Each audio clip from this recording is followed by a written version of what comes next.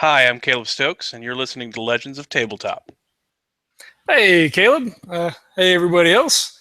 I'm flying solo tonight. Vince is feeling a little bit under the weather, so I'll be talking to Caleb for the rest of the night about Red Markets, a new game designed by him, coming to Kickstarter here in the next couple of weeks. So what's going on, Caleb?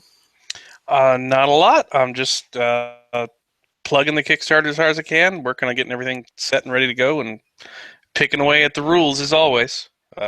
Awesome.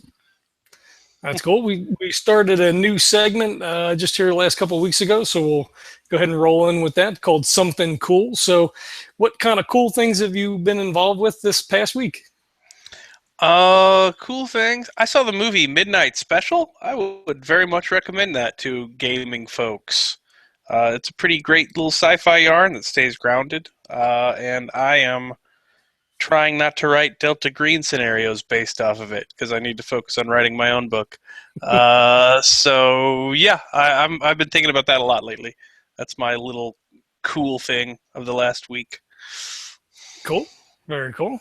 I finished up my brother and I play a BattleTech game campaign, sort of just all minis, not RPG.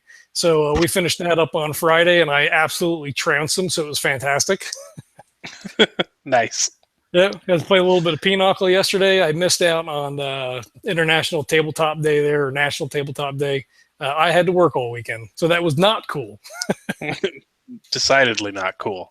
Yeah, well, that's all right. So you're on tonight. Talk about Red Markets, new game that you designed. How long have you been designing? How long has the process been?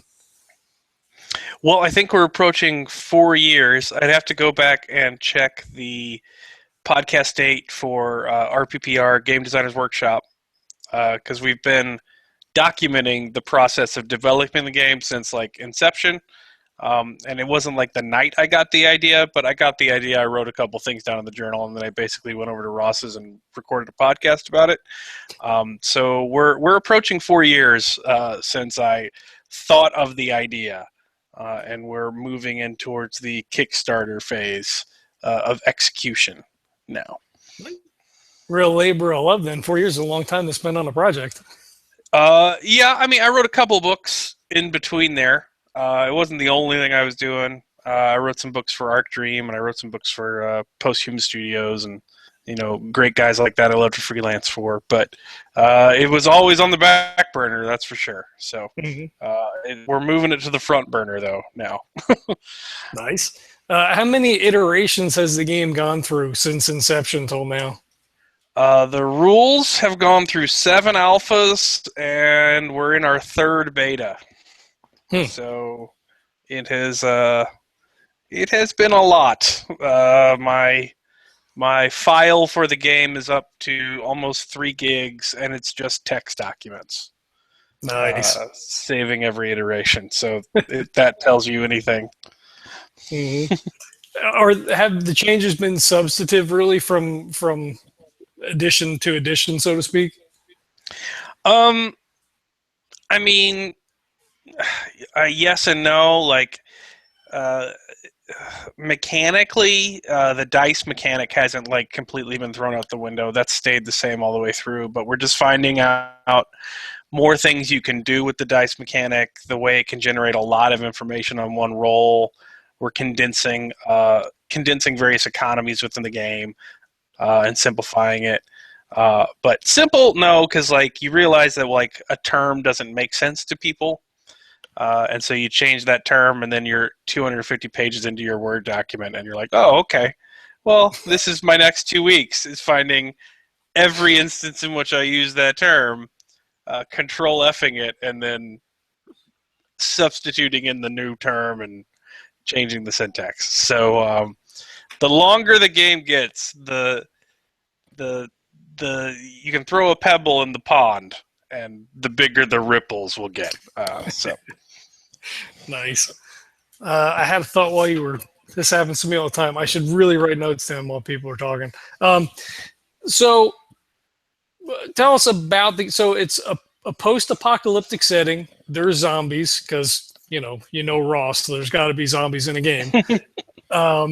but it's not so much about the horror of the post-apocalyptic setting as it is about the economy that develops in that instance, in that setting. Is that Yes, that's a fair assessment. I would argue that if I was a character in Red Markets, I would say that post-apocalypse is a sign of your privilege, because that means for you that it's not getting worse every day. It's over and it's done. But I would argue it's a mid-apocalypse or a quasi-apocalypse game. And the thing about Red Markets is that it is the apocalypse is unevenly distributed, in that you got a bunch of it, and that everybody else is doing just fine. So the basic principle of Red Markets is that yes, there is a zombie apocalypse in a world in which zombies exist in media, and so everyone is kind of simultaneously bemused and horrified by it until it comes and eats them. And then in order to survive, the resources, the logistics are husbanded toward protecting certain areas. So these protected areas are behind natural borders. So for instance, the United States, the eastern part of the United States behind the Mississippi manages to clean out all the zombies, clean out the infection, and make it safe. But they can only have so much of resources to do that. So for instance, there's only 2 people who have any military experience out of 100 in the real world today, not to mention active duty. So you only have so many people to do that. So they go behind these borders, and that's the remains of civilizations and nation states, and that's called the recession. And you aren't, as characters in the games and Red Markets, you aren't invited. You are in the area where they give up and write off as the loss. So you are abandoned to the dead, the hordes. It just gets worse and worse and worse. And so Red Markets is a game about economic horror. There's a supernatural monster that you have to fight, but it does not stop all of the grinding demands of capitalism that already exist on anybody who's impoverished and disenfranchised already. If I had to give you an elevator pitch, Red Markets is a poverty simulator that is nerd-troped with zombies so as not to be exploitative or insensitive to people who've actually lived through that harrowing experience or are living through that harrowing experience. right. So how much does the horror of zombies play into, well, I gotta pay my rent, or I've got to go and try to find milk or whatever? Well, in my mind, like, the zombie choice was very intentional. It's not that I don't love the genre. I very much do, but I'm also keenly aware that, like, there's a glut of it. Like, it's become banal. It's become like that some people, when I say I'm writing a zombie game, just like sigh and roll their eyes because there's so much of it.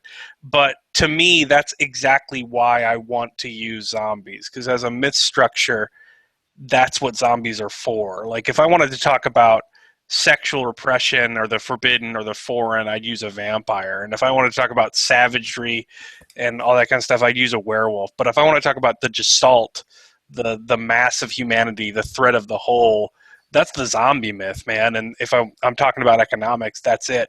And then I want the thing that kills you, the thing that you're terrified of, the thing that haunts your nightmares, to be boring, to be everyday, to be constant, because that's work. Like, that's working a dead-end job. That's putting on a roof where you could slip and snap your back, or working on a crab boat and, like, being threatened to pull into the depths of the sea. And yeah, you can be afraid of it for a certain amount of time, but after that certain amount of time, you just got to shut up and go to work.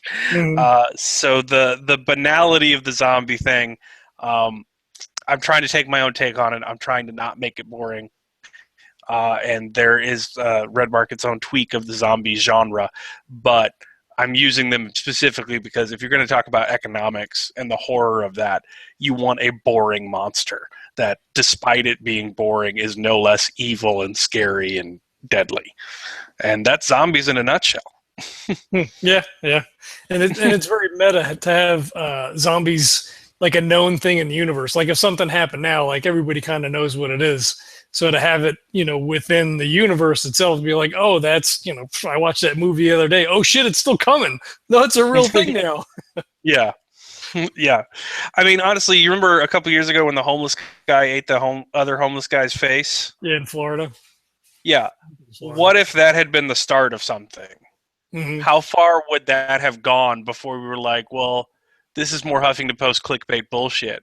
How long would it be before we're like, oh no, wait, this is actually happening. They're not just fucking with us to get clicks. Like, it would take a long time. It would probably take way too long before you realize it's like, holy crap, no, it's not spin. It's not Obama's zombies monsters coming to destroy the Republican Party. It's actual, like, apocalypse stuff. Yeah. It would probably take us too long to realize that. So that's the basic premise of how it starts. Mm-hmm. Well, and that's kind of get off topic a little bit, but that's kind of the thing with Fear the Walking Dead right now is because it's, like it's happening, it's happening with you along with the cast. It's like, you wouldn't shoot the first guy that you saw. I wouldn't think, because you don't really know how far things have gotten. And is this really, the end of everything? So it's a very, touch and go. And it seems like the setting is kind of like that, depending on where you happen to be. Like it may not affect you as much, or you're kind of, being thrown in the midst of it. Like, oh my God, can I shoot that guy? Do I shoot that guy? Like what are the ramifications now if I do that? Yeah, but that goes both ways though, because like if you're just like one of those prepper nutbags that are going to zombie survival retreats and stuff, maybe you do shoot the first guy that you see stumbling at you, and he was just drunk. So now you get to sit out the actual zombie apocalypse sitting in a prison canned meat. Yeah, the setting part of the book, the first part with the history of the crash, is very much a sociological history of like what in the book is called the Romero effect, like the simultaneous, the paradox of being more prepared and less prepared for this happening due to it being a monster out of like the collective unconscious. So cool. That's very cool. Let's see. At what point did you decide that you wanted to just start to design your own games? Is this your first game that you're designing completely from scratch? From scratch, it is the first game I've designed from the ground up. If you're talking like new dice mechanic I haven't seen before, different subsystems, stuff like that. It's by far not my first book or not my first game-related book. I've done a series of supplements for other games, and many of those supplements have included expansions of the rules of those games. So I've done some mechanical stuff before, but it is definitely my first from the ground up. The thing that made me want to do it on my own is that I was writing a lot of freelancing stuff, and I very much enjoy doing that. But I wanted to be a designer, and while many people would call me that even when I was doing it, in my mind, I'm like, well, you didn't make anything new. You've always been going off other people's properties. And I wanted the mechanics to say something in addition to the setting material, and I wanted it to be unified and whole. So I feel like before, I've always taken people's game systems who I admire and who are speaking about issues that I'm interested in and use that to talk about my own issues, and I wanted something that was thematically complete. So the profit system, which is the mechanical system that runs Red Markets, is entirely geared towards material physicalism philosophies of like telling stories, in that your stuff is going to determine everything about you, including important character stuff like your bravery and your emotions and your family and your relationships. And it's not just entirely fetishistic about stuff, but it's all based off your setting, where you live, how much you have, your privilege. And the profit system, I think, is mechanically geared towards telling stories based off that stuff. So I also kind of wanted to add to the conversation of game design. I know that sounds pretentious as all get out, but Fate and like Apocalypse World and these fantastic games that everyone is writing hacks for, like everyone is writing different settings for. I really love them, but they operate off this basic principle of like your personality is all that matters. Your person, like I could walk into an ambush of like 1,000 men, uh, armed with like military grade weapons, prepared to shoot me. And as long as I invoke my aspect of don't take guff off nobody, I'm gonna cut through them. And because my can-do gumption will do it. And I don't live in that world, and I don't know most fantasy characters even live in that world. And I feel like while I don't want to be a simulationist, I feel like that takes something out of the human experience when you don't acknowledge that, you know what, you're just one person, and if the tide of history or the force of the entire economy is against you, you're not gonna win. Like I think acknowledging that is important to acknowledging the human condition more than just, you know, your can-do attitude. And I love those games. And I think all those different versions of the settings and hacks of those systems are fantastic. But that's just not the story I wanted to tell. I wanted to tell something that I was looking for in the game industry that I hadn't seen. And so this story of economic horror is where I went with that. Were you influenced by Ross at all insofar as, you know, having to make that moral choice in the game? Like, that's such a key part, it seems like, of almost every game that he runs. You know, you're damned if you do, damned if you do. Do you make that choice? Do you take that crust of bread, whatever it is? Do you feel like you're influenced by that a little bit? Have you kind of incorporated that sort of feedback into the game? Well, I mean, Ross ran well, he didn't run, but Ross was there and at his house as where I played my first RPG. I've never played an RPG where I wasn't recorded. So, like, the level of Ross's influence on me, I don't think I could ever trace, like, the sheer amount of it. Mm-hmm. Where Ross specifically got me is that Ross sort of had a design goal similar to Red Markets in that every game he ran, he found that his characters were constantly starting businesses. It was like a D&D campaign, we start a business. It's a noir campaign, we start a business. They're always like trying to start some sort of like small entrepreneurial endeavor in these like fantasy worlds. And he would always let them do it, but he always found that like there wasn't much of a system for it. So I remember we played one campaign of Iron Heroes, which is about the only D20 system I've ever really gotten into.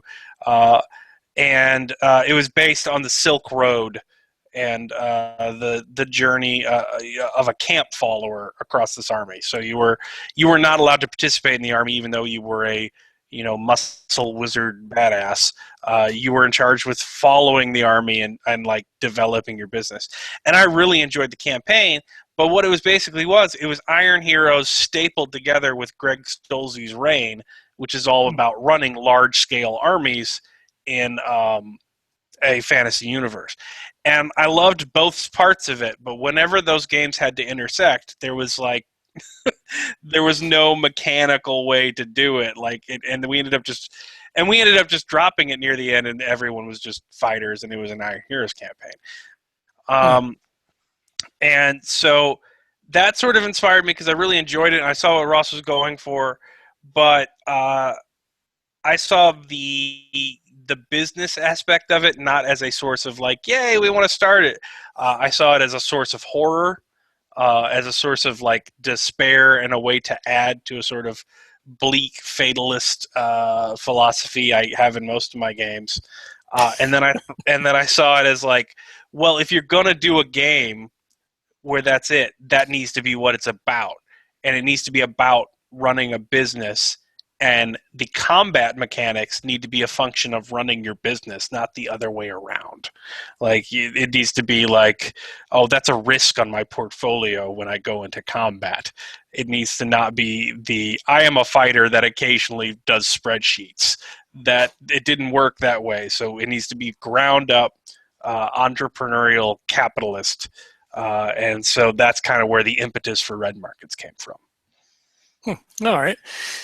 Is there a part of design that you enjoy over another part, or anything at all, whether, designing red markets or, writing for another company?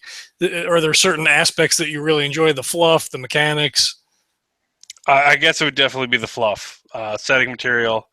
That's what I started with. To be clear, our Kickstarter on May 23rd is primarily for adding more setting material. After 7 alphas and 3 betas of the rules, I've written 250 pages of rules, and they're not perfect, but by God, they're playable, and you can get by. I that was the biggest stretch for me, and it's farthest out of my comfort zone because you're doing like probability curves and procedural stuff, and I can do it, and I'm happy when I've done it, but I'm never happy doing it. Whereas I will write setting material and fluff, and I'll giggle to myself about how clever I am as I write a thing before an editor sees it. And so we've got some of that in the book. We've got enough in that to play, but our hope for stretch goals and kickstarting it now is that I want to see exactly how much of that stuff I can print and put in the book. And so I have saved that till last, precisely because I know that, like, when it comes down to that, I can write 3,000 words of that in a day, no problem, because I'll be like, ooh, look how clever. I am the smartest man alive, and I'll feel all good about myself. Whereas I'll just agonize over a dice mechanic math thing for months and get 100 words written down. So it's definitely the fluff is where I excel. Mm-hmm. So you're going to kickstart? Is the game is ready to go? I mean, you're not looking for more art at this point or anything like that. Like it's more art. Yeah, we need art. We need layout. I've all the art thus far, with the exception of one beautiful angel investor who helped me out early on, has been bought, just from my own bank account. And all of the artists and the layout people. But all of the artists and the layout people are recruited and ready to go. So the second the Kickstarter meets, I throw out contracts and we start. And then there's 250 pages of text that are proofread, edited, play tested, ready to go. So the hope is that if the Kickstarter goes well, I can say, guys, get working, send them a PDF file. They get working on that, and by the time they're done and all of their revisions are finished, I'm like, okay, I've been working all summer. Here's my setting material. Get started on that, and then we just work on the workflow that way. So, Sweet. God willing, that's how it turns out. Do you have a whole stable of artists that you have lined up for it? Do you have one or two people that kind of share your vision of how things are going to look? Yes, I've got a large group of people. Kyle and Kat are doing layout. They're doing fantastic work so far. We'll have a 23-page chapter of the book already laid out so people can see what it's going to look like during the Kickstarter. I've got Kim Van Doon. I don't know if I'm pronouncing it right. I've never spoken to her outside of the internet, but she's done the cover and a number of wonderful pieces. Patsy McDowell, James Beadham.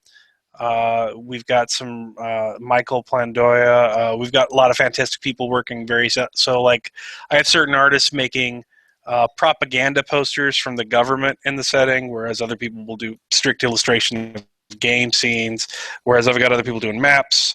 I've got Laura Briskin on editing, and she's a fantastic editor. So it's a really great team of people.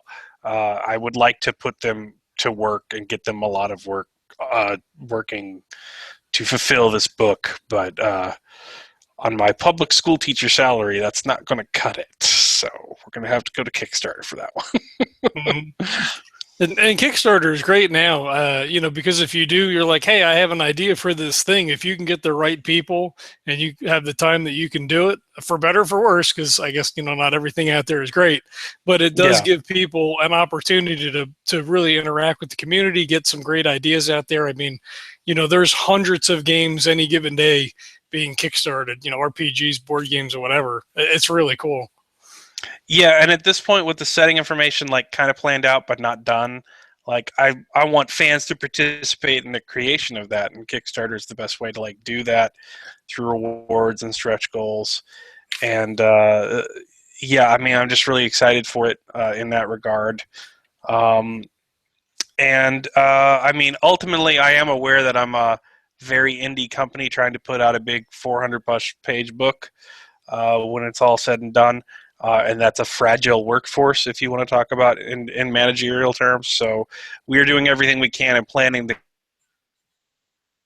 avoid the pitfalls of the past. So no T-shirts, no tchotchkes, no keychains, no figurines, nothing that's not playing the book or getting the book to play faster. So playmats, yes. Dice for the game, yes. But adding to the book, adding more art to the book, adding more features for the book's support online, um, all of that will be stretch goals and rewards. We're not going to do a lot of, you know, get your red markets, you know, temporary tattoo stuff, because we, you know, that fulfillment of those kind of things is, you know, where Kickstarters lose their way. We're also going to be doing fulfillment through DTRPG, so it will just be pay your print costs, pay your shipping, and then you get your book. And so you won't have to worry about me being crushed by Congress upping shipping costs again or something like that in the interim. Mm-hmm. And after the Kickstarter is eventually over and successful and met all your goals and smashed through all your stretch goals, is the book going to be available as a print on demand? People will be able to pick it up. Yes. Oh yeah, yeah, it definitely will be. We definitely want to have it out for sale and as many people as possible playing it. But yeah, I mean, that's definitely the goal. We may do an offset print run. That's in our stretch goals if we go way beyond um, everything we want to do in terms of adding art. And if basically once we get to the point where adding more pages would like harm the structural integrity of the book holding together, we will be doing more stuff like, okay, we can probably afford to print 2,000s of these bastards at once and send them to game stores. So we'll be doing stuff like that. But those are our kind of stretch goals. Get more of your friends playing red markets. Make red markets easier, even easier to play. Get more plot hooks for red markets. Not very, very little in terms of, you know, get a T-shirt or anything like that. Mm-hmm. Is it going to have both PDF and hardcover options available?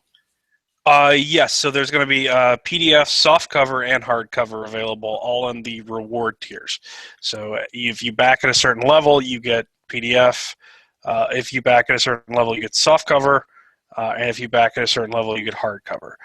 Then there's add-ons you can throw onto each of those levels. So you could do softcover plus dice. You could do softcover plus dice plus a e-copy and an audiobook of in-game fiction that I've written. We got cool. a novel coming out for that.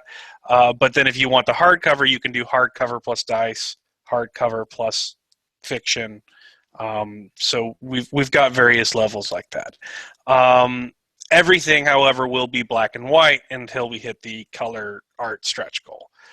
So if you get softcover, hardcover, PDF, it'll all be black and white unless we hit color, in which case everything will be color.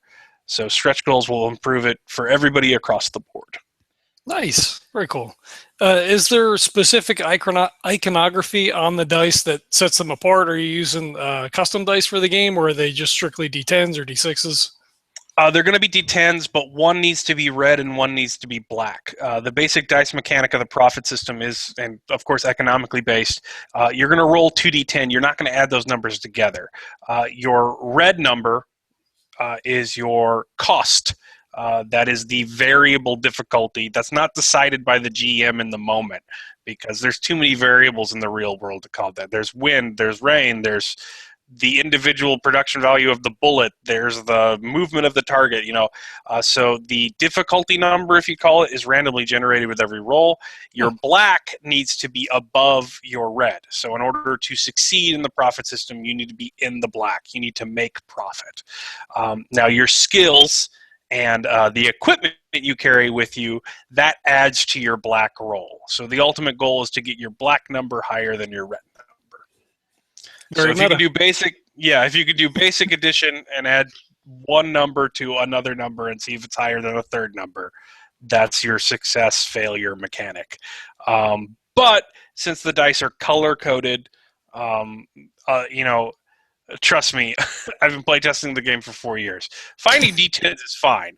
Finding specifically red D10s and specifically black D10s in the big search through it pile at the game store is another another thing altogether. So we're just going to bulk order from Chessex and then give you a set so that everyone gets their own dice, because you need one red and one black. And that's it to play the game. So if for the dice, you'll get a specialized set of 10 that'll let you and 5 people play. Actually, you'll let 6 people play because the market doesn't have to roll for anything. And then, so that's pretty much it. But with that simple success mechanic, you can generate a ton of information. So the red is the supply, the black is the demand, and now you have a supply-demand curve for whatever good you're trying to sell. Or the red is the hit location, the black is the damage. Okay, now you've got hit locations and body parts and different status effects for that. There are social mechanics where, like, the red is the first part of a sentence and the black is the last part of a sentence for a role-playing prompt. And, so that same dice roll generates a ton of information with just those 2 dice, because even though you're only generating 2 numbers, you can add them together, you can subtract them, you can do all sorts of crazy stuff with them if you're doing like that, and then they're color-coded. And so when you do the combination of those 4 different variables, you can generate a ton of game information with very little actual just like rolling and waiting at the table. Mm-hmm. So we're going back to like AD&D, where we have pages and pages of charts then. Not necessarily. There's a thing in the journey, and there's a thing in the writing an adventure called Legs, in which it's not the negotiating for the job, and it's not the actual site where the job takes place when you go over the fence and brave the zombies to make money. It's the journey there and of encounters that happen between, and that will be a big honking D100 table. But other than that, everything else is a very simple procedure. So, like, if I want to see how many zombies are in a setting, I don't have to plan out for everywhere your characters would actually go. If you make a noise, I roll the red and black. The black is the number of zombies that are there. The red is how far away they are from you, and that's it. I didn't have to plan it out. I don't need a map. It's just I'll figure out. Like, so if I roll red 4, black 8, there's a group of 8 of them because they like to travel in packs. They are 4 turns away from you. So in 4 turns, 8 of them are going to wash over you unless you move or eliminate that many in that many turns. And I didn't have to plan that out. I didn't have to, draw a bunch of notes. I just rolled in the moment and we were done. So. Is the zombie? Do you have more than one zombie type, or is it a fairly static adversary? So whenever presented with the choice of what type of zombies I want, like fast for slow or this for that, I typically went with the both option. So the blight is terrifying precisely because it doesn't make sense. I didn't want to go for like. Other people have gone for like scientifically accurate zombie plagues, like Mira Grant's, News Flesh trilogy and stuff like that. So there's a lot of great books that where mine doesn't make any sense. So the first thing about the blight is that it has a high latency factor, meaning that you can be bit and it could be 2 weeks before you turn, or it could be an hour. And because that's actually, if you look at virology, makes the disease way more deadly. Like Ebola is pretty deadly if you get it, but you know what? If there's an Ebola outbreak, everybody knows it's the people bleeding out the eyes. You stay away from them. AIDS is way more deadly because you can have it for years and nothing happens because it's spreading for that whole time. So it's got a high latency factor. I also like the uncertainty of a bite. So if you get bitten, you may or may not be infected. It's not every time. That's a secret roll for it. And then if you critically fail, you can be a latent. So a latent is a person that is infected by the virus, but it doesn't destroy their brain and it doesn't kill them. So the virus is basically waiting inside them, preparing to make them go zombie, and they are symptomatic and can spread the virus, but they're still regular human beings with regular thoughts and no cannibalism. So basically they're carriers So they're like a hated underclass in the setting. But at the same time, if you want somebody to just grab a bat and wade into the horde of the undead, you send your latent guy because it can't get any worse for him. If you critically succeed, you're immune, meaning that you're not a carrier and you don't have it, and you're just fine. You're completely immune to zombie bites. Of course, they want to study you to find a cure, so your crew could sell your body and have enough to retire and live the high life for the rest of their days. So that's the curse of being immune. And then I have the blight has two forms. The zombie virus itself is both undead. So in its live form, it makes people vectors, which is your 28 days later hemorrhagic, screaming, tool-using, sprinting cannibal, which is how society almost totally collapses because, we'd be totally screwed if that happened. But being jacked up on PCP for weeks at a time is not good for your health. So you die eventually. At that point, it turns into the undead form of the virus, where it starts weaving a parasitic nervous system through your dead flesh and secreting this weird fluid that slows down your decomposition. And then eventually you get back up and you're puppeted around on the inside from this weird black nervous system that's woven its way through your body, which is how latents happen. They get the dead form even though they survive it. So they're just like gross, sickly, black-veined people that aren't dying. So the zombie virus has an undead version, and then finally there's aberrants, which are zombies that don't make any sense, that are wrong in every save of the way. They are special. Nobody knows in the Taker community, the people that deals with the zombies and the people you play, nobody knows how many of them are real and how much of them are internet bullshit and like legends that they tell people. So that's what you really throw at your players if you want to screw them over and throw them for a change. And my only rule for creating aberrants is that it can't be anything I've seen in a zombie-related video game. So there's nothing from like Left 4 Dead. There's no like tank zombies or bullshit recycled zombies. It's they're all weird. Some of them are quasi Lovecraftian, and they genuinely upset you. And then lastly, there's nothing approaching a cure for the blight in the setting, and that's actually driving people nuts. So rather than explain how it works on a bacteriological virology level that I cannot complain, I just have if you study it long enough, you just go crazy because it doesn't work. It violates the conservation of energy. It violates heat transfer. It violates every law of biology and physics. It shouldn't exist. You don't know where it came from, and you have no idea how to even look at it. And that starts to make you go quirky in the head if you look at it in a microscope too long. So it's got its own little ecosystem. I am, being cliche in that it's my own special zombie virus, not like other zombie viruses. But yeah, the majority of them are just shambling corpses that like to eat people. Is there a sanity mechanic for the game, or something akin to? Yes, something akin to a sanity mechanic. I don't like the term sanity mechanic. If you have a family member that suffers from schizophrenia, there's only so many times where you can have I saw something scary, so I hear voices now, where you're just not pissed off when you hear it. And I'm not saying those, but conversely, I really love sanity mechanics because they demand better role playing, and I think that's best. So mine's basically called a humanity mechanic. You have 3 threats. You have a threat against attachment, in that you start seeing people as just tragedies in the future.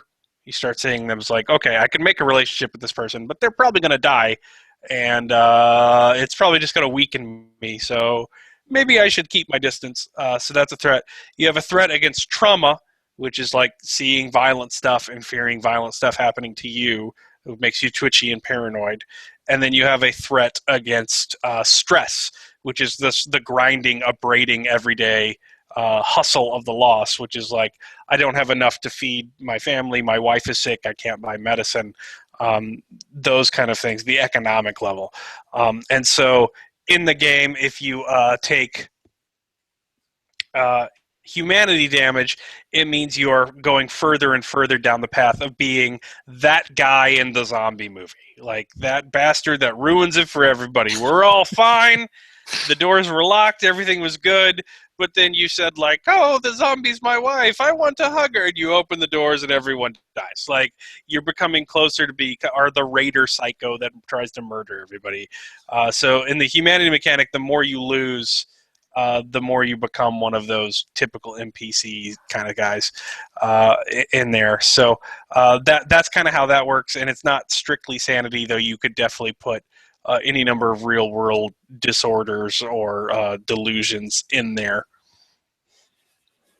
Okay, going back, just briefly touch on the zombie thing. So, with the way that you roll, generally when you play, you'd wind up being a latent, and Tom Church, of course, would just crit success, and no trouble ever in the zombie apocalypse. Well, Tom, the latents look horrific and gross, and they're also hated by all of society. So the closer you get to play the actual monsters, so Tom demands to play the latent in every playtest. I guess that makes sense. But yeah, you can start off as a latent, you can start off as immune, but it's also something that can happen in play if you just roll on an infection test. But I mean, those are crit successes and crit failures, so that's a 5% chance either way. Otherwise, you're just at the base success of maybe you're infected and maybe you're not. So. Okay. And so to start the game, players are going to sit, most people have a character creation session, but you're also going to create your enclave, the place where you're going to call home and start your game from and, sort of have your base of operations. Yes. So there's a lot of player-generated content in Red Markets, precisely because since it's a game about economics, we don't want what is called a monospony, which is the opposite of monopoly. So a monopoly is when there is one provider of a good, and a monospony is when there is one buyer of a good. So like Standard Oil used to be the only people buying oil. So if you produced oil, the only people you could sell it to was Standard Oil, and guess what? You sold it to them for whatever the hell Standard Oil said you sold it to them for. Mm-hmm. And when you think about player dynamics, a GM is the only person buying what the players are selling. And you don't want them to dictate the price entirely. So in Red Markets, as much as possible is taken out of the GM's or the market's hand, and there's a lot of player-generated stuff so that the market can generate multiple jobs for every session, and the players get a choice of which one they want to do. So, for instance, enclaves, like making the setting, that's all done together as a group, very much like something that's been done in like Dresden Files, the game. When you generate your parts of the city, you generate your own survivor enclave, and you generate their own economy and history and things like that. If the market wants a break, you can generate a score, which is where you go out and just retrieve goods. So you don't have a client, you don't have a contract. The takers go out and just salvage as much as possible on a risk reward of like how much can we carry back to sell for profit. But that can be player generated, and then the market's only job is to complicate what the players generate. Like, oh, you were right, those bicycles were in that factory. You forgot about the raiders that lived there. That would be the market's job for complicating it. And that's all they would have to do. But if the market generates a job, once the enclave is generated and once you have the D100 encounter table and all that kind of stuff, you can write a full 4 or 5 hour session of Red Markets in less than 1,000 words. So what we suggest you do is you just write 3 sessions at once, and then it becomes a legitimate economy. Like, do the players want to do the thing that's morally right but pays less, or do they want the job that pays a crap ton of money and is going to make us all bastards? And they get to pick which scenario they want to play that night because it is a free market. Like, those are the contracts available. They only have these options because they need to get paid before, their family starts starving or they can't pay their rent. But the GM, because so much of it is player generated and generated as a group and as a group storytelling effort, and everything else is streamlined using tables in the book, they can generate 3 or 4 sessions in it. So basically what I would do is when I ran a playtest, I'd write 3 games, we'd do 1, and then I would write like 750 words to replace the job we just did. And then the other 2 jobs would stay on there. And if a job stayed on there for 3 weeks, I'd rewrite it and replace it. But I mean, like, compared to your average, like, Eclipse Phase game or D&D game, I was writing 4,000 words less a week than I typically had to, and my players still got a choice. So we're trying to put as much of the front-end work on the book and on the characters as possible so that the market is freed up to tell better stories and more in-depth stories.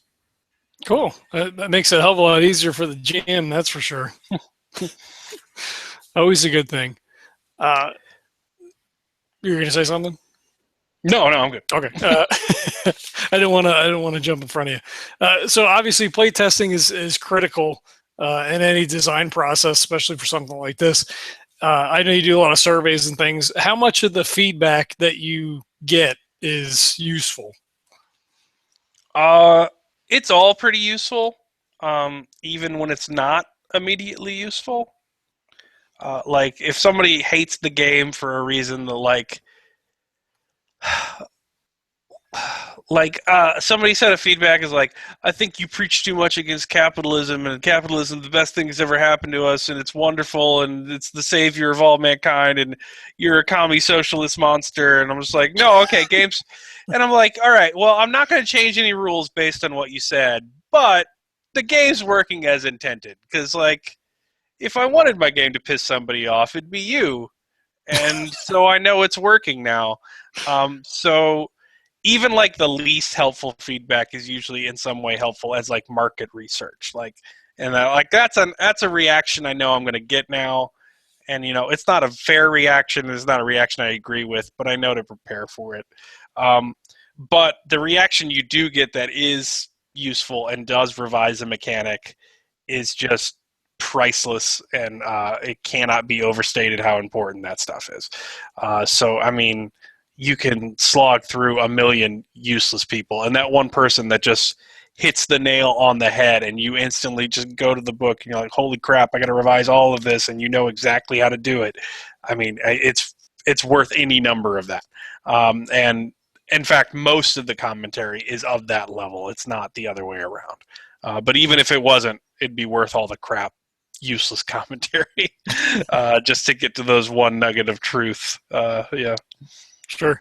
And you certainly have an advantage being, with our PPR, because, you bring something to the table, and they know, and they know all the tricks to really break it and get inside it and, kind of tear it apart and show you all the insides and say, well, this is what you've got. Yeah, Bill on the podcast is a professional accountant, and he has been, all the playtests has been priceless, but he's been really good on the back end, like examining like probability curves and risk reward ratios and all sorts of stuff that like I do not have the head for math for, but he can put it in a way I'm like, oh, okay, so that's why that doesn't work in the story. And he's like, story? I'm like, yeah, the thing I'm trying to do. But anyway, no, the math was a good thing. Yeah, but I can't like express it in his language. So yes, they've been very good at that kind of stuff. Sweet. Do you have any advice for someone who thinks that, hey, I've got a great idea and I want to design a game? I was very lucky, and I'd worked in the industry before, like writing supplements for people.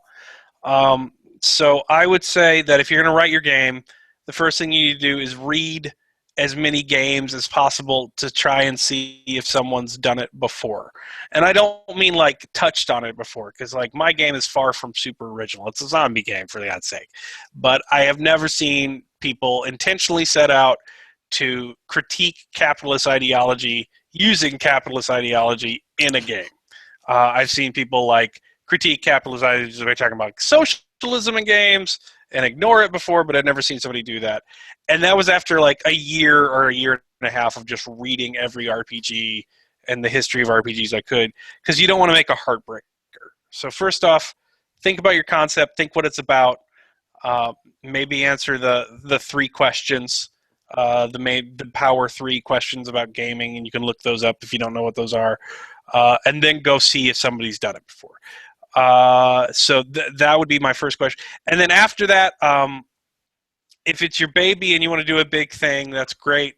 But I think your first project, and I think I was very lucky with RPPR, in that my first Kickstarter project and the learning experience of that was a ransom project, meaning that I didn't sell everything to everybody immediately. I said, if you back this at this level, I will give this to everyone for free. This will let me do it at cost. This will let me practice, and this will let me get my feet under me and kind of know what I'm doing. And so with no security, the horror scenarios in the Great Depression, which ended up being my first print book, it was initially just PDF digital ransomed scenarios. And I'm so glad I did that before I started working with Posthuman or Arc Dream or these really professional people, or worked on my own big project, because I learned a ton of stuff. So ransom it out first. Don't give it away for free. Give it away at cost, to give yourself a learning experience of the difference between writing it and actually publishing it, because that's a big gap. And then make sure that game you're doing isn't a game that somebody's already done before. Okay, that's fair. Do you have any expansions or anything planned going forward after this hugely successful Kickstarter? Well, I hope you're right. We want to do some PDF supplements of like enclaves, so like ready design cities with like 6 or 7 jobs you can instantly pick from. So that'd be the equivalent of like a pre-generated scenario for other RPGs. It would be basically a portfolio of jobs you could just slap down and start playing immediately. And then if we go huge on stretch goals, we want to do Red World. So the setting as it is right now is sort of limited to the continental United States. Because it's got to deal with all of the rules for the players, and then all of the rules for the GM, and then all of the other setting information in the history. We would really like to do another book where we expand it and look at global capitalism, like how did the crash affect Australia or China or Russia or Europe, or the African Rick Zone? Which countries survived and which ones fell? And we want to cover that. And then after that, if it's just bananas successful, I would like to take the mechanical system into other settings. So we could do a book called like Diversified Portfolios or something, where you take the profit system and it's very like capitalistic, materialist focus on, how do I use my stuff and the amount of capital I have to tell a story about real people. And you can move that to other things, because I think there's a number of story structures that already exist in nerddom, which that would serve well. So if you could file the numbers off XCOM, you should fight the aliens so we don't go extinct, but only if you get funding. Or Roadside Picnic, where you live in this socialist cell, and the only way you get out of it is by venturing into steal these alien nightmare technologies. I think there's a lot of existing fiction that I would like to see people hack into the profit system and expand rules on for. So. Okay. And if people wanted to kind of get a feel for how the game plays and kind of take some of this in, they can go to RPPR's actual play website. There's a game being run right now called The Brutalists. Is that correct? Yes. So The Brutalists is actually a little older rule set. It's not. It's very representative of what the game will be, but we've made some tweaks since then. So we've run a full campaign of that, and that's being posted on the regular and RPPR actual play. And one of the rewards you can get as a backer for the May 23rd Kickstarter is a second entire campaign that will get downloaded the second you back. So you will get keys for that. It's called Fallen Flag, and that's the most recent version of the rules. I actually had Ross run this one, and I got to play my game for once, so I got to see it on the other end. And that will be completely ready to go every session from beginning to end. We're going to have some art for it, and that will be a preview AP for anybody backing the Kickstarter at a certain level. Cool. And what was that like, getting a chance to actually play in your own game? It was weird. I knew I needed to do it, but it was so weird because first couple sessions, there were a ton of changes I saw that I didn't see before that I made. And then after that, it kind of started to work because, it was like the 11th iteration of the game or something ridiculous. Um, and then it's really weird because you start like really enjoying it. And then I'm like, I think this is like my favorite character I've ever played. I love this game. And then you feel like an asshole. You just feel like a total self-serving jerk. And you're like, oh no, you're just saying this because it'll be easier on you. And it's just this weird spiral where you're like, no, it's okay. You made a game you want to play. That makes sense. You wouldn't want to play a game from a designer who didn't want to play his own game. That's perfectly natural. Where on the flip side is like, oh, you're a self-serving, repugnant capitalist. Like, you're telling yourself a little fake narrative so you can like feel good about all this effort you put in. And so that's what playing in your own game's like. It's just like constantly bouncing back and forth between those two extremes. Between like, oh, I'm really having a great time. It's like, oh, I'm a narcissistic jerk. And it just it was bizarre. I had a little existential crisis for a little bit about it, but That's funny. Shit, I was just gonna say something. I forgot what it was. Damn it. No, was there? Well, I'll just kind of tie into this. Was there any point like where you were playing and you're like, "Wait a minute, I didn't write this way. It's this way now." And it's like, "Oh no, wait a minute, we changed that like four iterations ago. This is what we're doing." oh yeah, no, all the time. I the big joke in RPPR is like, I don't care if the rules are right, just keep talking because I just don't want to like log down to like I just want to bog down and like to look things up for rules because like so I'm not a system mastery guy. I mean, we played like a 27 session Eclipse Phase campaign. I think I started getting the rules right around episode 20 or something like that. And I had all these like rule snafus because I wasn't good at system mastery. But the thing is, like, I thought like designing my own game would be different, but it's not. Like, it's even worse because there's 12 versions of the damn thing. So like your brain will just get its switchboard crossed and you'll just be like back to version 6 and you're like, oh no, we changed it to this, or I've changed it in my head already, I just haven't written it down yet, or they have an old printout, or it's just oh god. Yeah, it's I can't wait for Red Markets to be published so I can finally fully learn the system because then I won't be able to pay anybody to let me proofread it and change it more, so it will be as written, and I can finally really get it down packed. So that'll be nice. Well, that's good. That's good. Well, you couldn't tell that. I don't know. I can't remember because it's been a while since I listened to that Eclipse Phase campaign. I think I do remember you guys, maybe mentioning like people were writing in, oh, it doesn't go that way, it goes this way. But some of it is the rule of cool. I mean, there was never any point, and I'm not that familiar with the system, to be like, well, that doesn't make sense. Like everything, you just kind of go with what the players are going with, and as long as it doesn't completely break the system. Yeah.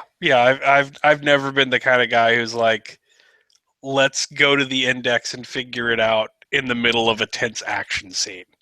Mm-hmm. If it's like some edge case and we're in like a dull moment, yeah, that's fine. But it's like, who lives or die? I'm like, at that point, I don't want to get into math. Like, just make a decision and move the story forward. So, but as a game designer, you have to, if that's your instinct, you have to fight that because like you need to make sure the rules do work. That was another thing I learned in the process. All right. And you had mentioned earlier that you've never played a game that hasn't been recorded. When did you first start getting into RPGs? I was 27. My old friend from college messaged me, and Cody, he used to be on the podcast, and I said that it was after my first year teaching, which is like an easily 60, 70-hour week minimum. And like the first year ended and I was finally getting my feet under me and I realized that like I had no social life and friends. So in an attempt to be more popular, I went to go play RPGs, of course. It was a sound decision. So I went. It was easily the worst game I've ever played, and it wasn't my fault because the RPPR guys didn't tell me they were hazing Aaron, who was his first time GN. So they were all being intentionally awful to him. So I went and swore. I tried to hang as best I could, and I swore never again. and they all realized it was the first RPG I'd ever got a chance to actually play, and they apologized profusely and begged me to come back. So against my better judgment, I came back, and then I really enjoyed it, and so I've been doing it every week ever since. So I am How many fairly games do you weird. guys play? No, go ahead. Go ahead. It depends on how many we play. I usually don't get in for like once a week, and when I was starting, that's mostly like the most we could do. But now we have like 2 or 3 groups of people running because we've gotten better about finding new players and not scaring them off with hazing rituals. So I think Ross is running like 3 or 4 a week and recording Jesus. it at this point. And like on summers, I can do 2 sometimes. But yeah, no, he's a machine. They're all over the place. So It's crazy. I'm so far behind. yeah, I got a lot of. Well, I mean, he's so far behind. I think Ross could die tomorrow, and RPPR would end 3 years later. So yeah, I mean, I got a lot of education in a short amount of time. I go to Gen Con and people talk about RPGs, and they're like, I started playing when I was 5, and I'm like, oh, that's 5 is as many years as I've been doing this. So I at times I feel insecure about my hobby deficit. But I played. I had never played before I started college. Just second ed, and then got away from it, and then kind of came back to it, and didn't get back into it again until 4th edition. And now 3 podcasts later, and tons of games. So kind of in the same boat a little bit. Like I wasn't into it from a very young age, and just a dearth of it later in life. So it's been an interesting experience. yeah, I mean, I don't. When I think about it, I'm honest. Like, and I've seen people play high school games and heard about their high school games. I don't regret not getting into it earlier. But yeah, I'm a little atypical in that. Like, I just kind of hit the ground running. I was playing, and in the first year, I'd run my first game, and then by the second year, I did my first publication, and then it just kind of spiraled out of control from there. You're on the fast track. Yeah, I guess. Yeah, but it helps being friends with Ross because yeah, you're playing on a stage right off the bat. So mm-hmm. Did it make you nervous at all having not played, and then you come and sit down at the table and like there's the recorder on the table, like, hey, we're doing this for podcast. Oh, I was not cool with it for a while, but as it went on, I'm like, it's not a big deal. Like, because it eventually got to the point where like, I'm not saying anything I would never say, and then it's fiction. Like, if somebody's going to get on you for saying something as a character or in a fictional narrative, and then assume that is the same as your personal personality, like that's like a very basic mistake in like human nature and criticism. Like, so like if my character says something you disagree with or you want to mock, that's fine. It was my character because we're all making a fiction together. It makes no more sense than thinking that like, I don't know, Arthur Conan Doyle was a bad person because he wrote Moriarty. Like, it's not like it's a ridiculous criticism. Right. So I got over myself pretty quickly, but yeah, I was real squeamish about it at first. My daughter texted me, I guess maybe about 2 weeks ago now. She was like, so can you show me how to play D&D? Do I need to like make a character or something? And I was just like, oh my God.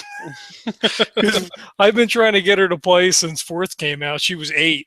So she's almost 16 now, and I think she's got a couple of friends at school that want to play. So I'm like, oh my God, tell them all to come over. We'll run some 4th Ed. I've got all the manuals. We'll get everything going. I'm like, this is the moment. Yeah, I mean, like if there's one thing I'm sad about in Red Markets, it's like I don't think it's. I think it could be a first-person or like a first RPG for people because I mean, like, holy crap, First Ed D&D was a first RPG for people, and it certainly wasn't user-friendly.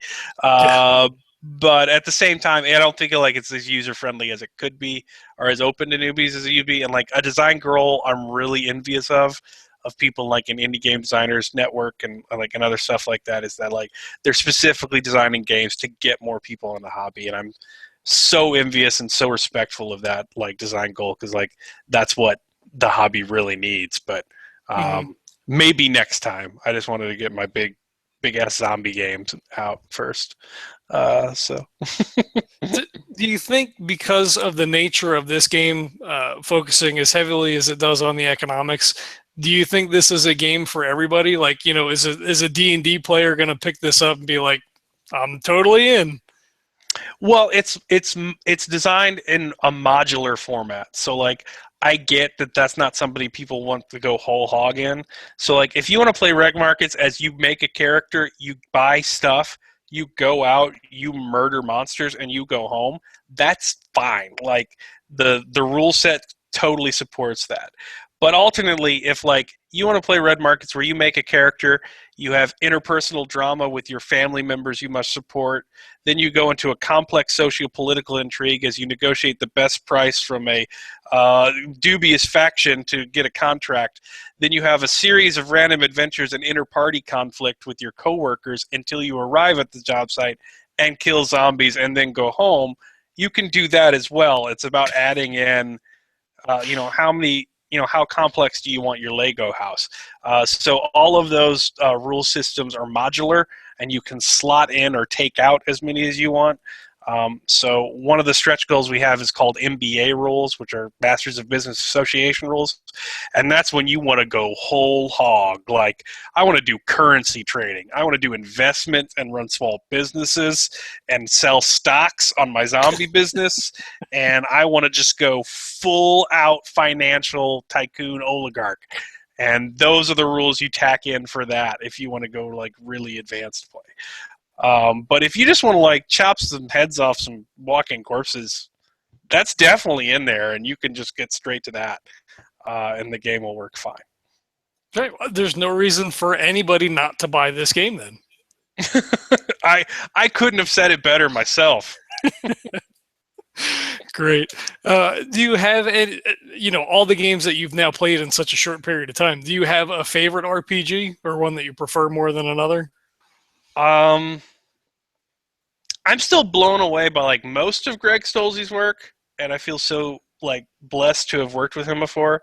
But like Dirty World, which was a very tiny noir RPG he wrote. It's like I think it's literally 87 pages long. Um, it just blew my mind with like how weird the mechanics were, but how great they worked and what great stories they told.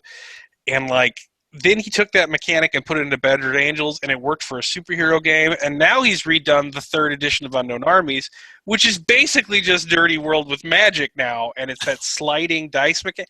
And I just love it. It's so great where you're like, I've never seen a game system where like the numbers and the dots on your character sheet determine your role playing so heavily and make a story so easy to see as that system. So I want to be an RPG hipster about it because I've only been around for a little bit, and so it's rare. But I will say that Dirty World is my favorite because it's that sliding D10 mechanic before it was cool. So yeah. Interesting. That's where you slide points from, say Wrath to something else. Is that game?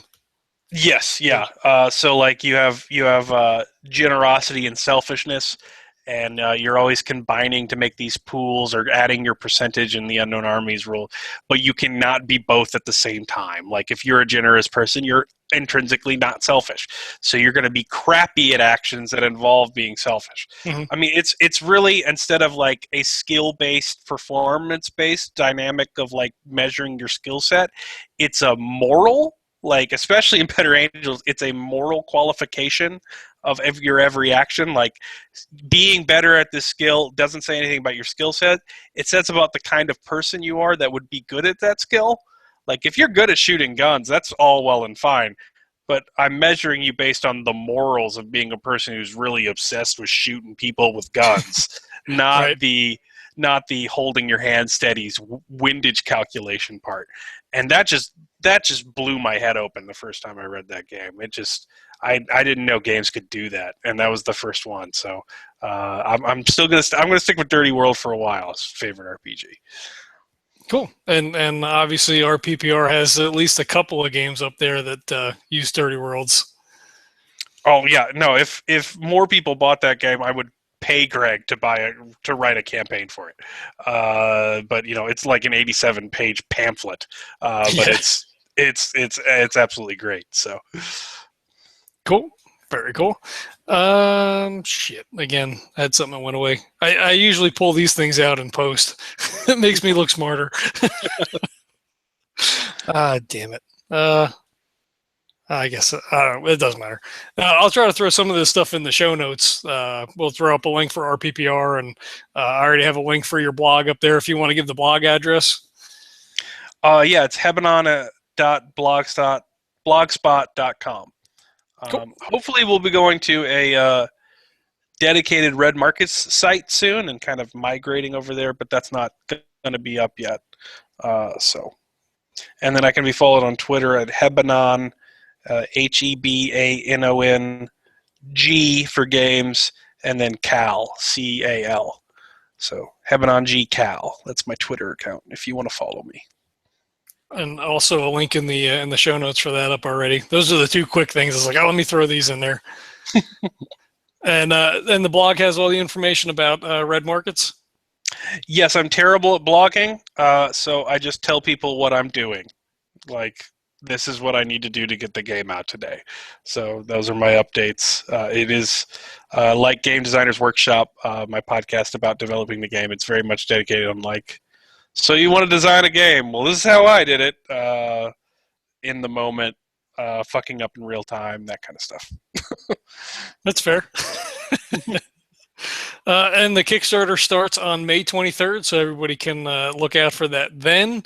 I will go back and throw a link to the Kickstarter on these on the interview when that comes up, so people will be able to check it there. Yes, thank you very much. Please give it a look. We'd appreciate you backing it, but at the bare minimum, give it a look, because if it fails, it's going to be really funny and ironic because it's a game about capitalism. So bare minimum, if you don't back, you can have a good laugh at my expense. There you go. Also, still very meta. Yeah. Well, I mean, all joking aside, I mean, it does sound like a very solid, very solid game. You've got, different elements that you can plug in, take out. It looks like there's stuff in there that, everybody can latch onto, whether or not it's the horror of economics in a quasi post-apocalyptic world, or just, killing zombies. I mean, there's something there for everybody, and, definitely get out there and check that out. And, even, hey, throw $1 at it. Throw $1, moves a little bit further down the line. You get your name in the contributors, and you're helping out a small designer. Get his first official game out there. So, no reason not to. Yeah, it's much appreciated. Anything you could do to help out, and there's a lot of value added in it. You're getting more bang for your buck if you're backing the Kickstarter, and it actually goes big than if you're just buying it after the fact. Mm-hmm. So there you go. I don't have anything else. If you have any other aspects of the game that you want to expound on, or anything that a greater explanation of, we can do that. I think I've rambled on quite a bit. We'll save it for the FAQs on the Kickstarter. There you go. Is there a 5-question thing I need to answer? I do. I have what we call our final 5. We have 5 geeky/nerdy questions for you. You can either just answer yes or no. We'll wrap this up in like 5 more minutes, or if you want to expound a little bit more, a little soliloquize, if you will, we can do that too. It's only 7:14 for me. I've got all night. Well, I'll answer, but I'll try and be brief, but I'm pretty bad at that. So we'll see how it goes. Hey, we'll take it. All right, so the first question is Star Trek or Star Wars? Star Trek. Obviously, I like the socialism, post-scarcity stuff. Yeah, Star Wars still operates under a monarchy, those monsters. So, yeah, I'm going to go Star Trek. All right. What did you think about the reboots of the movies? Do you think it's on par with the original, or did they really just ruin, the everything that's come before it? I don't think it's ruined, and I don't think how it could be on par. I mean, it was made in the '60s by Gene Roddenberry, who's like a Hemingway-esque figure. If you ever look at his life, like the man doesn't seem like he's real. Like I was a pilot until I saved all these people from this plane crash, and then I decided to change the world through fiction. Like it's ridiculous. And then, like, it's in the '60s. It could not be more topical. So yeah, you're not going to recreate Star Trek. And the movies, stuff exploded good. It looked real pretty when it was past the lens flare. I enjoyed it. Like, yeah. So I'm not too upset about the remakes. I suppose I should be, but like, I didn't think of them as remakes of the Star Trek show. I thought of them as remakes of the Star Trek movies, which, by any stretch, you're looking at a 50% success rate. So, Yeah. uh, so I wasn't too sad about the remakes of the Star Trek movies. You Now, kind of knew what you were getting. yeah, and if they remade like Kirk Spock as a TV show where every episode was entire planets explode, yeah, I'd feel like betrayed. But it was a Star Trek movie, and I mean, it was better than the Space Whales one, so I'll give it that. Yeah. All right. Tabletop or video games? I have to pick? God. You do. Well, I guess you don't have to. I mean, Uh, God, probably video games. They came first for me. hmm I love tabletop, but I'm just enamored by video games. Now, did Um, you start with Atari and work your way all the way through, or? no, I was actually late. Mom thought they were the devil. Like, they would teach me to be a Satanist or something. Like, she had satanic panic about Nintendo, not D&D, because Dad played D&D, so that was okay. Hmm. Uh, but I never had anybody to play with. So my first console was a PlayStation. Uh, but Wow. then, but once she broke that seal, it had been forbidden for so long. I went all in. So, uh, yeah. They were first. I guess I would say video games because like I'm so interested in tabletop and wanting to make it. Like I'm always looking under the hood, and I always want to see how it works and see what I can do. Whereas with a video game, I'm so out of my freaking element. It's just like magic. Like hmm it's like the Iron Horse. Like I don't even know how it functions. So I guess probably video games in that regard. Do you have a preferred game that you play? Your first-person shooter guy, or more like strategy kind of thing, or? I pretty much don't do racing or sports. And if I do shooters, I like prefer co-op kind of stuff. hmm I'm not big into like twitchy modern warfare kind of stuff. I'm just too old. I just die and then I don't know how it happened and I respawn and I die again. Um, but like RPGs, like games with stories, those are the great. I thought Mass Effect 2 was the perfect game. Like, and then horror's good. Like Dead Space is amazing. hmm So, uh, yeah, I'll play most anything, and I will play the occasional sports game. I just never do racing, and I will only dabble in like competitive online shooters. It needs to have a story, or it doesn't really get me. hmm See, my brother would be horrified. All he does is play racing games and sports games. I like a good football game. I like a good NCAA. It's been a while since I picked one up, but those are good. But yeah, that's pretty much it. See, and PlayStation is where I jumped out. I started with Atari because I'm old, and by the time we got the Super Nintendo, it started to be too many buttons, and then I was like, you know what? Peace out. I can't do it. Well, I mean, I'm not that like Nintendo. I could have hopped on NES, like original NES, but back then it was Mom thought I was gonna draw a pentagram on it and start sacrificing the family pets. So Cool. Texting my daughter real quick. She needs the charger for the laptop. So telling her to come. I better hurry then. No, I still got half a charge. We're doing good. DC or Marvel? Marvel. Marvel.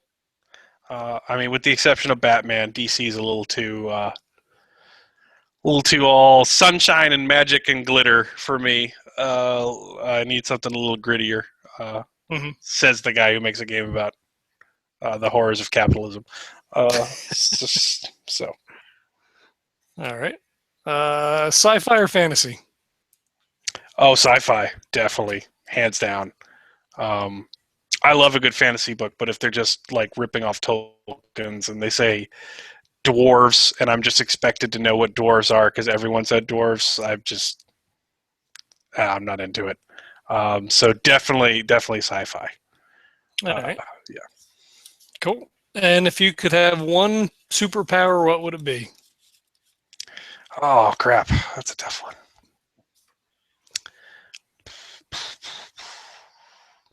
I forget the name. There was that X-Men that was just lucky. Like his name was Chance or something. Oh, I think I know which one you're talking about. I can't remember what it was, but it would probably be that. Like, I feel like everything else would require like a lot of effort from me, and there would be like weaknesses to it. I can't think of a weakness to a luck-based power. Like, yeah, you bring kryptonite at Superman, Superman's gonna go down. But if you bring like pretty much anything against a luck guy, something can always go wrong for you. And so, yeah, some sort of like just infinitely lucky power. I'd go for that. It's the first time we've heard anything like that. That's interesting. I wish I could remember the character's name, but I don't recall. yeah, he was basically just insanely lucky. That was his mutant power, and I would take that. I'm also on the Dragon Fisters podcast as a player, and the character class I'm playing in that game is the Luckbringer, which is essentially that same thing. Just things happen to fall in your favor. You get all kinds of extra rerolls and stuff. It's frustrating when I go back to play regular, like 4th or 5th edition. I'm like, shit, I can't re-roll any of this stuff now. Like, this is terrible. Yeah, there was a TV show too when I was a kid called like Strange Chance. I think it made like one season, but it was just like about this guy who was the sole survivor of this plane crash as a kid, and he just had like these freaky luck powers. And he worked for a newspaper because disasters always occurred next to him, so he could take pictures of it. And whenever he needed money, he would just buy one scratch-off ticket and get it and always win. And he just sort of like traipsed through life because like there would be these disasters constantly occurring around him, but he'd be okay because he was just stupid lucky. So yeah, I'd probably take that. It would make for a very uninteresting life because you wouldn't have to try too hard. But who wants to be interesting when you're not a character in a book? For everybody who's watching, that was my daughter that ran back and forth with her brand new purple hair. She had her hair dyed today. She's very fleet. You've sired swift children. She doesn't want to be on camera ever. She wanted the charger. I said, "Come in and get it." Oh crap! All right, so give us all your pertinent details again. Let's get that out there. Well, you can listen to Red Markets and me on the RPPR podcast. That's slangdesign.com/RPPR. You can find me update about Red Markets specifically at hebanon.blogspot.com. And you can follow me on Twitter at hebanongcal. And Red Markets, a game of economic horror, will be on Kickstarter on May 23rd. Awesome. And we would all appreciate your support. Everybody go and do it. I appreciate you coming on tonight. We're glad to have you on and get a chance to talk about Red Markets and try to help promote independent designer and help get the word spread. And we're all about fostering the community and trying to bring people in RPGs and bringing people together. It's what we do. Well, I really appreciate it, man. Thank you. I had a great time. Absolutely great. We'll definitely have you on again. We have a designers workshop scheduled for June, so next time we get something like that up going, we'll definitely keep you in mind and have you on again. Yeah, just let me know. Awesome. I'll give all of our details now as well. You can check us out at legendsoftabletop.com. If you have any questions, comments, feedback, you can reach out to us at legendsoftabletop@gmail.com. If you like us, rate us, review us on iTunes. That stuff really helps us out there. We're on Stitcher and Player FM, Google Music, SoundCloud is where the feed originates from. You can check us out there. We're also on YouTube, Instagram, Tumblr, you name it, we're probably there. The only thing we probably don't have is Pinterest, because I just don't have the time. So appreciate everybody checking it out, and we will catch you next time.